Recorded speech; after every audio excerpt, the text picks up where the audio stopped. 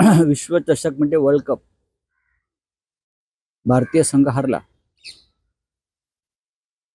त्याचं दुःख सगळ्यांनाच आहे. या देशामध्ये खिलाडू वृत्ती आहे आणि खेळामध्ये हार जीत होत असते. पण जो संघ सलग 10 सामने जिंकला तो अंतिम सामन्यामध्ये पराभूत झाला. नरेंद्र मोदी स्टेडियमवर भारताचा पराभव झाला. खरं म्हणजे भारताच्या अशा प्रकारच्या अंतिम सामने म्हणजे फायनल मॅचेस हे अनेकदा दिल्लीत होतात, फिरोजशाह कोटला मैदानावर किंवा मुंबईच्या वानखेडे मैदानावर होतात. पण ह्या वेळेला क्रिकेटमध्ये जी राजकीय लॉबी घुसलेली आहे एका राज्याची, त्याने आधी वल्लभभाई पटेल स्टेडियमचं नाव बदलून नरेंद्र मोदी स्टेडियम केलं आणि मग नरेंद्र मोदी स्टेडियमवर हा अंतिम सामना घेऊन त्याचं सगळं श्रेय भारतीय जनता पक्ष आपल्याकडे घ्यायच्या विचारात. असं होत नाही शक्य.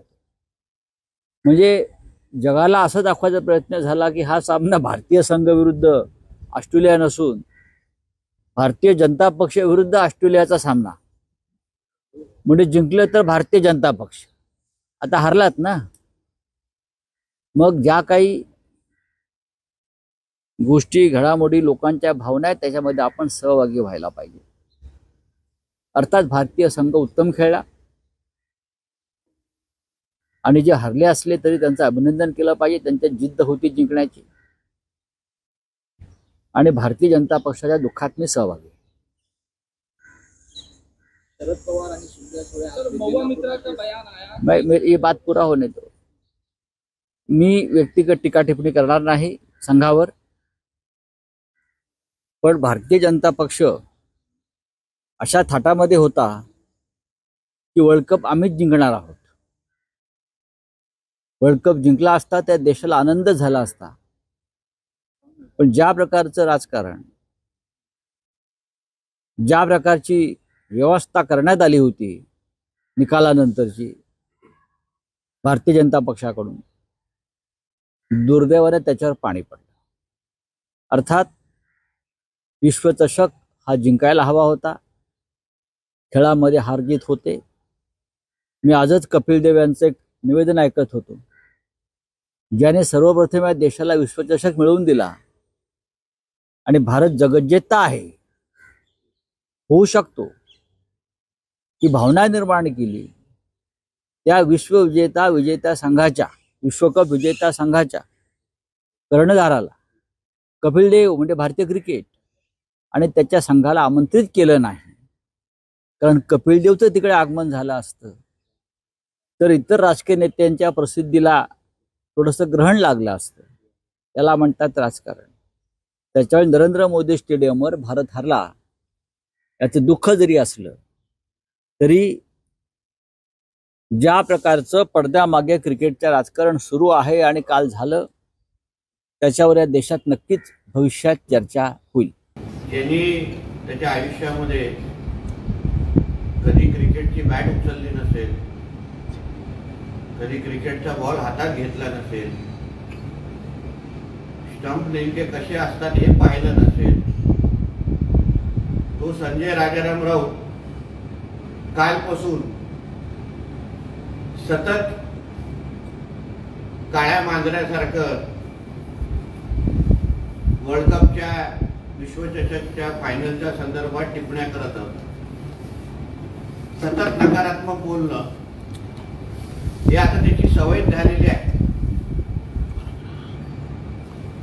पण मुळामध्ये याचा क्रिकेटचा काही संबंध नाही. त्यांनी क्रिकेटवर किती बोलावं, क्रिकेटला किती समजावं हा एक संशोधनाचा विषय आहे. संजय राजाराम राऊत हा महाराष्ट्राच्या राजकारणाचा एक बुकी आहे. बुकी दलाल एक त्याला वेगळा शब्द असतो. मॅच फिक्सिंगच्या पलीकडे, त्याच्यातून सट्टेबाजी करण्याशिवाय पलीकडे बुकी लोकांचा मॅचशी काहीच संबंध नसतो. त्यांनी कधी बॅट हातात पण घेतली नसते, पण तोच संबंध या संजय राजाराम राऊत आणि क्रिकेटचा आहे. सतत महाराष्ट्राच्या राजकारणामध्ये बुकी सारखं फिक्सिंग करत बसणं, काड्या लावत बसणं, ह्याला सांगत बसणं, ह्याच्या पलीकडे त्यांनी आयुष्यामध्ये काहीच केलं नाही आणि त्याच्यावरच त्याचा धंदा आणि त्याचं घर चाललं. म्हणून अशा दलालांना क्रिकेट सारख्या खेळावर बोलण्याचा अधिकार आहे का, हा आपण सगळ्या जणांनी विचार करायला हवा. कालच्या वर्ल्ड कप फायनलवर राजकारणाचा वास काढत बसणं, सतत भारतीय जनता पक्षावर बोलत बसणं, ही याची एक घाणेरडी आता सवय झालेली आहे. जसं मी वारंवार बोलतोय की ह्याचा पगार आता 10 जनपद वरून येतोय आणि जसं त्याला त्याच्या 10 जनपदची मम्मी सतत बोलत बसते की बीजेपीवर बोलत राहा, पंतप्रधानांवर बोलत राहा, आणि त्यासाठी त्याला तुकडा फेकतात आणि मग निष्ठावान पालतू कुत्र्यासारखा हा शेपूट हलवत रोज सकाळी आपल्या मालकाला खुश करण्यासाठी काही ना काहीतरी बरळतो. गुजरात मध्ये ही फायनल झाली. गुजराती 2 माणसांना पासपोर्ट जप्त करा. गुजरातवर तुझं एवढाच अगर द्वेष असेल तर पहिला तुझ्या मालकाला सांग की गुजराती लोकांबरोबर संबंध बंद करायला. ज्या दिवशी तुझा मालक गुजराती समाजाबरोबर लोकांबरोबर संबंध ठेवायचे बंद करेल तेव्हा मातोश्रीवर चहा नाश्त्याचे पण वांदे होऊन जातील. मातोश्रीचे लोक कुपोषित जाहीर करायला लागतील त्यांना. कारण का लाईटच्या बिलापासून त्या गाड्यांच्या पेट्रोल पर्यंत सगळं अगर गुजराती लोकांकडून घेऊन अगर तुझा मालक आतापर्यंत जगला असेल तर मग गुजराती समाजाच्या लोकांवर तू का टीका करतोस? तुझ्या मालकाला मुंबईमध्ये 5 स्टार हॉटेल वायकर बरोबर बांधायचं होतं, त्याच्यामध्ये गुजराती लोक. जे मॉल तुझ्या मालकाने बांधलेले आहेत त्याच्यात गुजराती लोक.